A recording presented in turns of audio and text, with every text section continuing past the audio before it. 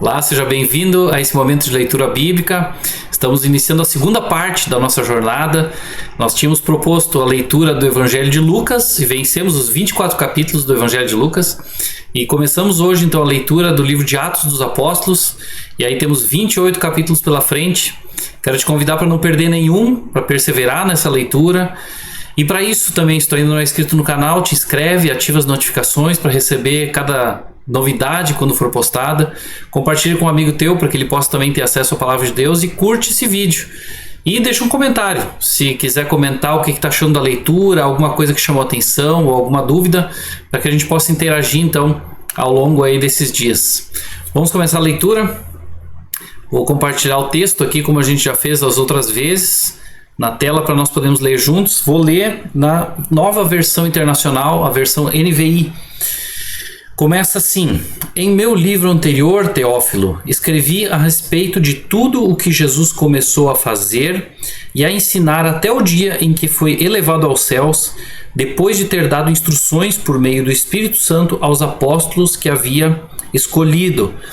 Vamos dar uma primeira parada e olha só, Lucas escreve então ao mesmo destinatário do Evangelho de Lucas. É possível que de fato tenha sido um único livro, em 2 volumes. Então o Evangelho de Lucas e agora o livro de Atos, então contando. Num primeiro momento, Lucas mesmo diz: olha, para que escrevi, Teófilo? Escrevi a respeito do que Jesus começou a fazer e ensinar.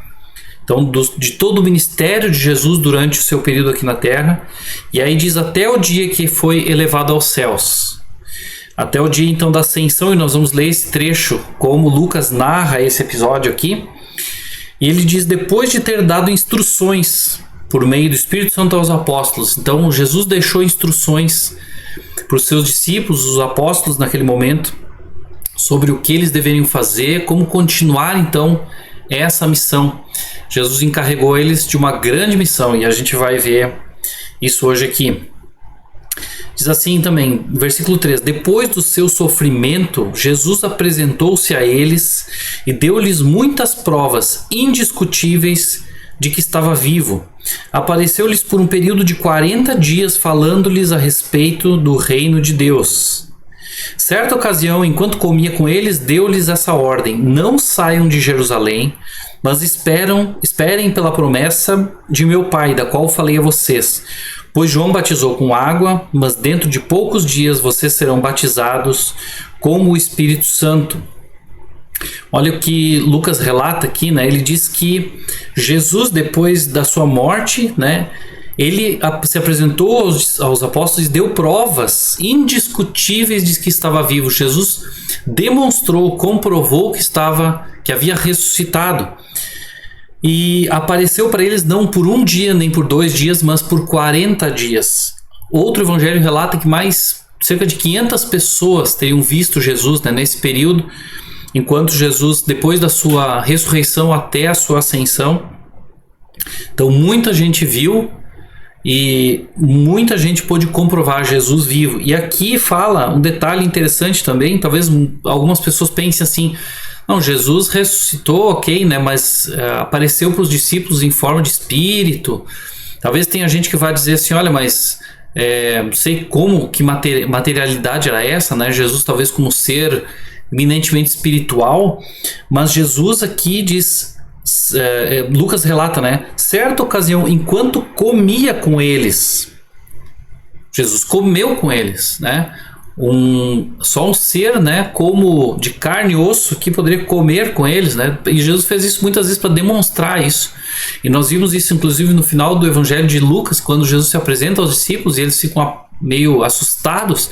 Jesus diz assim: vocês têm algo para comer? Jesus faz isso propositalmente para que eles vissem, e Jesus diz para eles: olha, coloquem as mãos em mim, vejam se eu não sou de carne e osso como vocês. Um fantasma não tem carne e osso. Eles achavam que fosse um espírito. Então aqui Lucas reafirma isso, e diz: olha, Jesus apareceu para eles por um período de 40 dias, comprovando indiscutivelmente que estava vivo, comeu com eles. E aqui ele chama atenção novamente a uma coisa que Jesus havia dito, e isso também Lucas já havia relatado no Evangelho de Lucas. Jesus teria dito a eles: não saiam de Jerusalém, mas esperem pela promessa de meu Pai, da qual falei a vocês. E qual era essa promessa? Pois João batizou com água, mas dentro de poucos dias vocês serão batizados com o Espírito Santo. Agora o envio do Espírito Santo.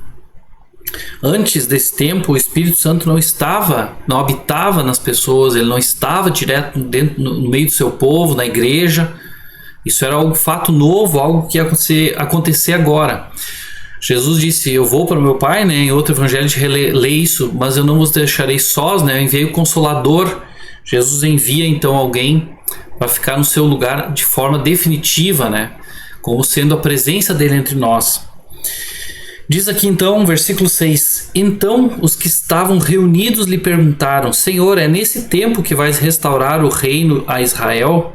Olha como a mente deles ainda estava agora nas coisas que eles imaginavam, né? Eles imaginavam aqui que agora sim Jesus ressurreto, que não vai morrer mais, poderia ser o seu rei, né? Poderia reinar para sempre e retomar o reinado das mãos dos romanos e estabelecer aqui o reino de Israel.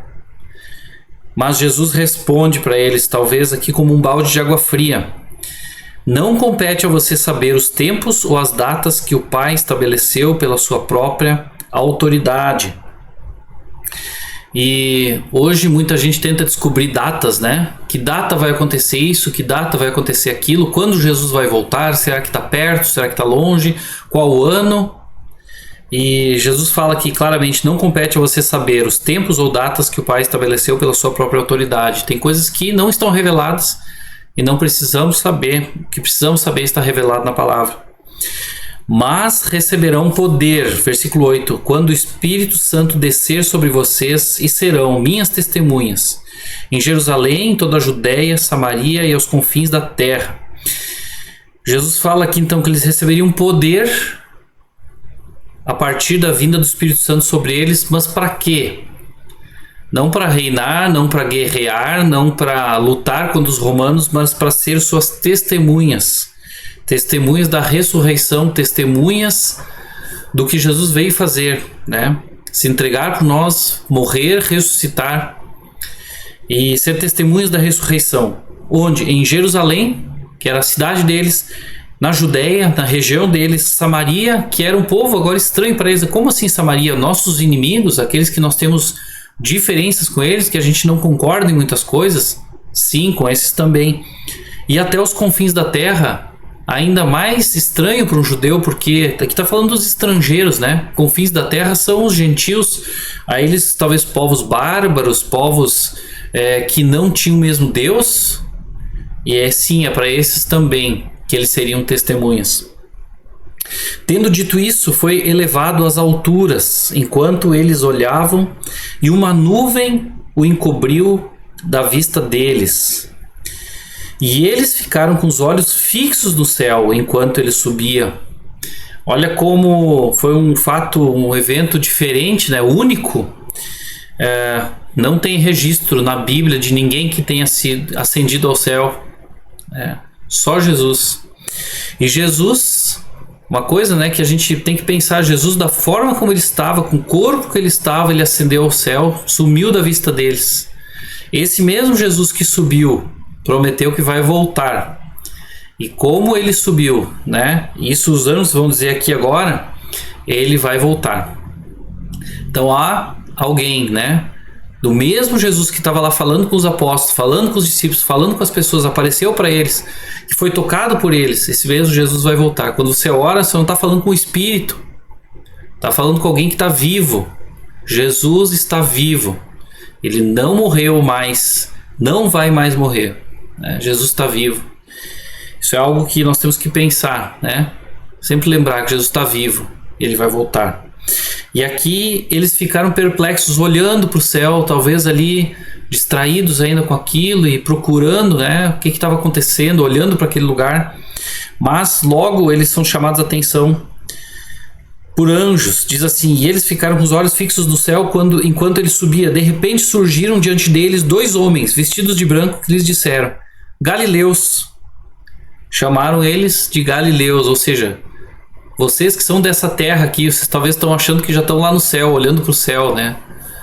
Estão loucos para ir para lá, mas vocês são seres daqui dessa terra, dessa região, galileus. Por que vocês estão olhando para o céu?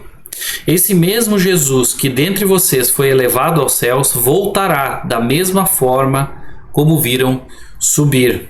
Jesus vai voltar da forma como vimos subir, só que dessa vez não como Jesus veio da primeira vez, né? Como um bebezinho, humilde, pobre. Não, Jesus virá como rei. Segue o texto, então, agora falando sobre o subtítulo colocado, que é a escolha de Matias. Diz assim: então eles voltaram para Jerusalém, saindo dali, né? Saindo do monte. Voltaram para Jerusalém, vindo do monte chamado das Oliveiras, que fica perto da cidade, cerca de 1 quilômetro. Quando chegaram, subiram ao aposento onde estavam hospedados. Achavam-se presentes Pedro, João, Tiago e André, Filipe, Tomé, Bartolomeu e Mateus, Tiago, filho de Alfeu, Simão Zelote e Judas, filho de Tiago. Todos eles se reuniam sempre em oração com as mulheres, inclusive Maria, a mãe de Jesus, e com os irmãos dele. Olha o que relata aqui, que desde aquele momento, né, que Jesus estava com eles, eles passaram, talvez até desde a crucificação, a gente não sabe, né, porque isso aqui, nós estamos falando já de 40 dias aqui depois da ressurreição, diz que Jesus apareceu para as pessoas. Então diz aqui que eles estavam hospedados, né, achavam-se, quando chegaram ao aposento onde estavam hospedados, eles estavam juntos, talvez até preocupados, sei lá, com alguma perseguição, com alguma coisa que poderia acontecer à igreja, porque havia muito movimento em torno da ressurreição de Jesus, né? A notícia da ressurreição era uma notícia corrente naquele tempo, né, entre as pessoas. E diz aqui que eles estavam, então, quando chegaram ao aposento onde estavam hospedados, achavam-se lá todos os apóstolos, e fala que eles sempre se reuniam para quê? Em oração, com as mulheres, inclusive Maria, mãe de Jesus, presente, e com os irmãos de Jesus. Veja que fala aqui de Maria, mãe de Jesus, os irmãos de Jesus, certamente filhos de José e Maria.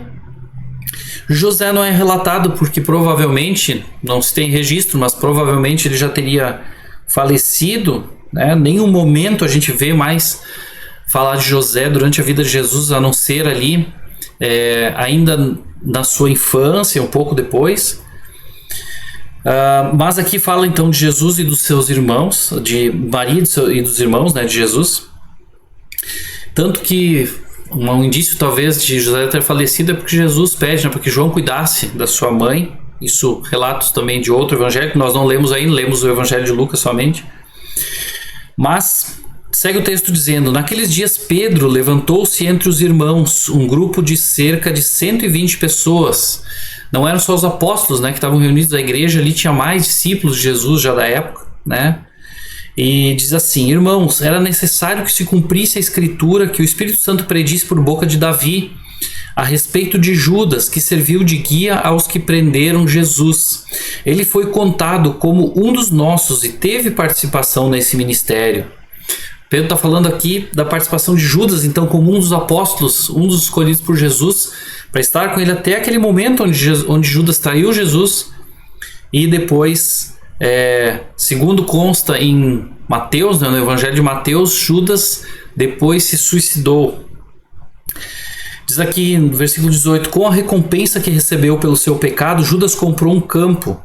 Ali caiu de cabeça, seu corpo partiu-se ao meio e suas vísceras se derramaram. Todos em Jerusalém ficaram sabendo disso, de modo que na língua deles esse campo passou a chamar-se Aceldama, isso é, campo de sangue.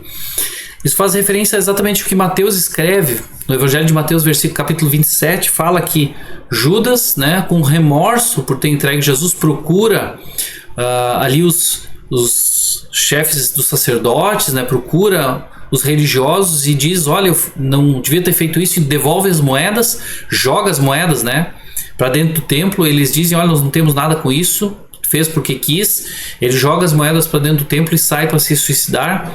E diz que essas moedas, né, usadas ali pelos religiosos, eles não colocam essas moedas junto com as ofertas, e dizem que não seria algo bom, né? Porque é um dinheiro que veio de preço de sangue por ter sido entregue a Jesus. E eles então usam esse recurso para comprar um campo que passaria a ser um cemitério utilizado para estrangeiros. E é possível que Judas tenha se enforcado exatamente nesse lugar, porque um texto não diz exatamente o mesmo que o outro, mas diz aqui que ali Judas, né, caiu de cabeça, seu corpo partiu-se ao meio e as vísceras se derramaram, ou seja, provavelmente depois de morto tenha ficado exposto o corpo dele, tenha se decomposto, e isso tenha acontecido naquele lugar. E o nome Campo de Sangue, que consta aqui em Atos, também é o mesmo nome referido em Mateus, por ser o campo, né, comprado com dinheiro de sangue, que os sacerdotes ou os mestres da lei falaram após receber o preço das 30 moedas de prata que Judas recebeu para entregar Jesus. Versículo 20. Porque, prosseguindo Pedro, está escrito no livro de Salmos: fique deserto o seu lugar e não haja ninguém que nele habite, e ainda que outro ocupe o seu lugar. No versículo 20, quando diz ali, né, fique deserto o seu lugar e não haja ninguém que nele habite, está falando também do campo. Esse campo então não foi construído nada, esse campo virou um cemitério. E diz que outro ocupe o seu lugar, né? Pedro entende que esse livro, o texto de Salmos, faz referência a que deveriam substituir então Judas, né, no ministério apostólico. E Pedro continua dizendo: portanto é necessário que escolhamos um dos homens que estiveram conosco durante todo o tempo em que o Senhor Jesus viveu entre nós, desde o batismo de João até o dia em que Jesus foi elevado dentre nós às alturas. É preciso que um deles seja conosco testemunha da sua ressurreição. Pedro aqui coloca aqui, olha, precisamos substituir Judas por alguém. Eles teriam a chance de escolher alguém aqui para substituir Judas. E talvez muitos teriam nomes preferidos, né? Pessoas preferidas para escolherem, para colocarem alguém talvez que tivesse bom relacionamento com eles, ou alguém que falasse bem, ou alguém que fosse carismático. Mas qual o critério aqui que Pedro sugere, né? Alguém que esteve junto durante todo o tempo, né, do ministério de Jesus, desde o batismo de João até a ascensão, e que seja, né, escolhido para ser testemunha, que tenha sido testemunha da sua ressurreição. E aqui entre eles, né, a gente vê que indicaram dois nomes: José, chamado Barsabás, também conhecido como Justo, e Matias. E talvez esses dois nomes, porque preencheram os critérios, talvez houvesse mais, mas certamente houve aqui um entendimento, algum consenso de que esses dois nomes pudessem ser indicados. Depois eles oraram, e olha o critério, a forma como eles oram e pedem, né, que Deus dirija essa escolha. Senhor, tu conheces o coração de todos, mostra-nos qual desses dois tens escolhido para assumir esse ministério apostólico que Judas abandonou, indo para o lugar que lhe era devido. Então, dois critérios que eles usaram aqui: primeiro, consenso, né, uma conversa de grupo, de mais pessoas em unidade, um consenso de pessoas reconhecidas com critérios aprovados aqui. E o segundo, agora, a oração, colocam diante de Deus. E o terceiro critério é o último momento que nós vamos ver o uso desse tipo de ferramenta ou de instrumento para se fazer uma escolha. Lembre que até esse momento não havia ainda o Espírito Santo, né? Jesus havia assunto ao céu, mas o Espírito Santo ainda não havia descido. Então, versículo 26, eles tiraram sortes, o que era também muito usual na cultura judaica, né? Os judeus, os sacerdotes, eles tinham, né, algo como nós vamos ver lá no Antigo Testamento, o Urim e o Tumim, eram ferramentas utilizadas para isso, para tirar sortes, e era comum, né, na cultura deles. Mas aqui é o último momento que a gente vê isso. No Novo Testamento não tem uma referência mais em relação a tirar sortes.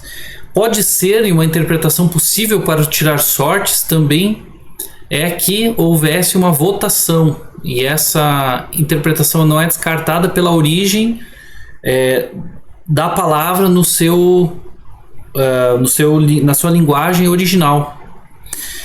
Mas o texto diz aqui: então tiraram sortes, e a sorte caiu sobre Matias. Assim ele foi acrescentado aos 11 apóstolos. Então os 11 mais Matias passaram a ser de novo 12, né? E por que esse número? Algo místico no número? Não, é porque Jesus escolheu 12 apóstolos. Isso Jesus em determinado momento fala que eles julgariam as tribos de Israel. Então entendiam que esse número seria um número coerente com o que Jesus teria dito. E diante também do texto de Salmos que Pedro citou aqui nessa conversa.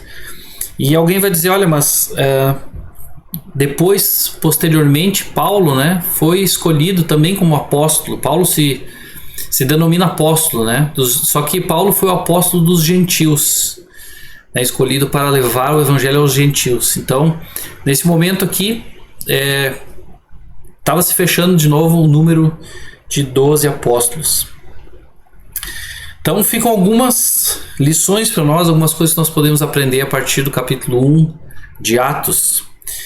E esse é o início da igreja primitiva, como nós chamamos na igreja daquele tempo, a partir do momento que Jesus sobe aos céus, e esse ministério passou para a mão dos apóstolos, só que não só pela mão dos apóstolos, não só pela capacidade deles e pelo talento deles, porque a gente viu várias vezes no Evangelho de Lucas como eles eram limitados.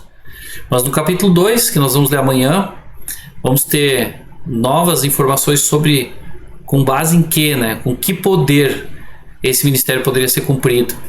E aí sim, a gente vai ver que talvez o livro de Atos, chamado Atos dos Apóstolos, possa ter um nome mais apropriado, que pudesse ser Atos do Espírito Santo.